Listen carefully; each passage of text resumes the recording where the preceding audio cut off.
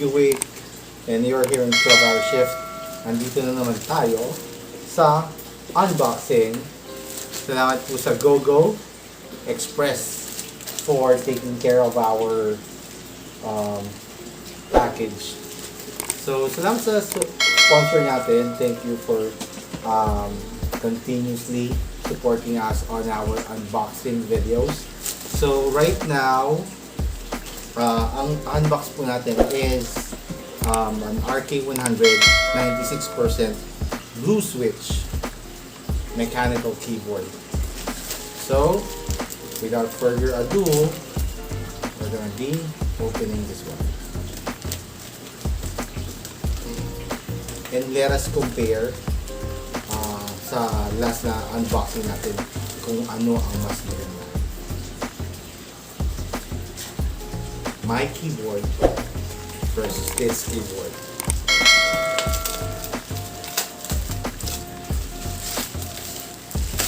Ano nga yung isang keyboard ko? Gateron or Gateron 4. K4. So this one, maganda lang yung pagka-package niya. Meron tayong problema with it. At makikita nyo ayos naman yung box niya kasi with the package itself, makikita nyo agad kung may dent na agad or nagkaroon ng damage or sa pag-deliver. Okay, so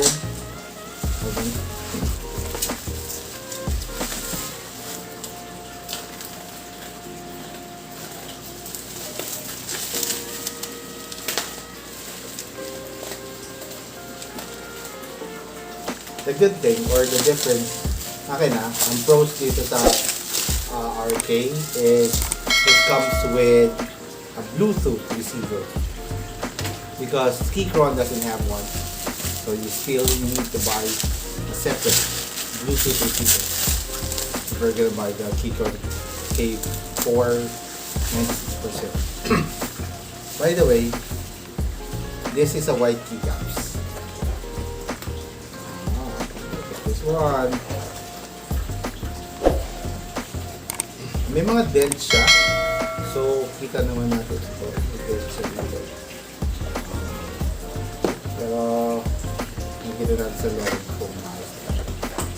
So, uy, tunog na. So this comes with a thank you for purchasing flyer.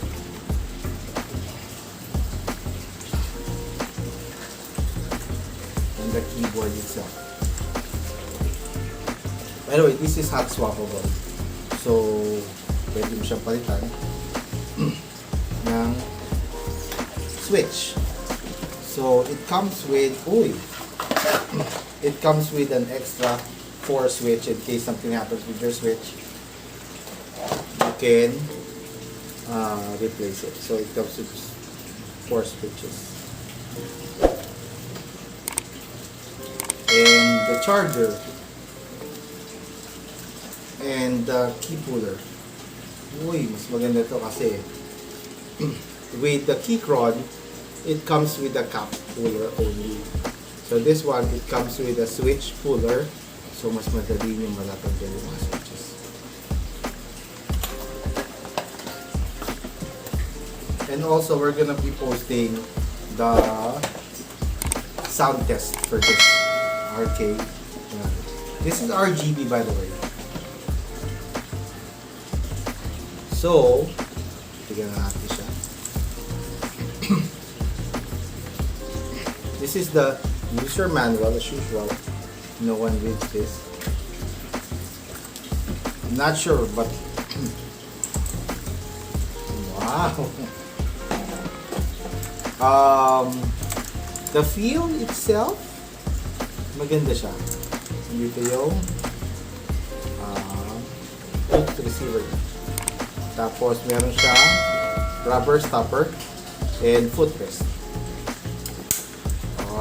Yung footrest niya, rubber rin yung pinaka-texture, so hindi rin dudula sa test mo. So ito yung Bluetooth on, tsaka yung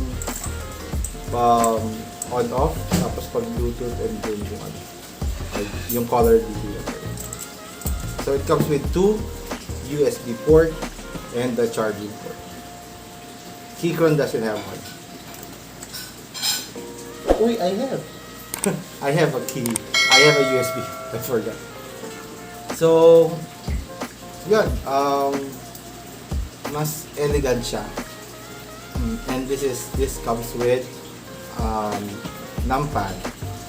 So if you're thinking of using like a small keyboard or a compact mechanical keyboard, and you're thinking about you not getting the numpad on your keycaps or your keyboard, this is a good one. May mga function keys din siya dito. So I think this is a good buy kasi tipid ka na dito sa Bluetooth receiver, dalawang USB port. So lamang siya dito sa Keychron, and let's see. What? And may kasama siya extra blue switch. So please don't forget to subscribe to our channel sa mga future unboxing natin.